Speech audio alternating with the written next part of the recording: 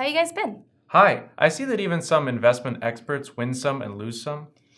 Don't give them a hard time, John. No hard time, just an observation. The stock you picked for us is down 10%, but you probably knew that already. 10% is not that much. What? If one of my stocks goes down 5%, you have a heart attack. Not a heart attack, John. It's just I don't understand what you're doing, and it seems more like a game you're playing. And it's our real money. And the way that you invest with options just seems pretty risky. Investing with options is no more risky than investing in stocks. So you say, but I'd like to hear what these folks think. You know what would be helpful?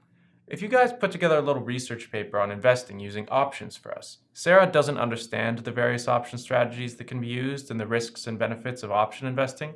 As she says, it's like a black box to her. If you lay it out for her to read, at least we'll have the basis for a conversation. That'd be good. If they put it down on paper, you have to promise to read it. I will. Geez, you're worse than Serena at negotiating for things. Our 5-year-old is a real handful when she wants something. It's called being tenacious. Or stubborn. Yes, that too. So, what are you suggesting we do with this stock? Sell it here at a loss, buy more, or hold? It would also be good to have our full investment plan laid out so that we can see where we're at with the various recommendations you've made. Yeah, I like to see that. Oh, I've got to run. I have a spin class that starts in 30 minutes. I'll be heading out too. See you soon. Bye.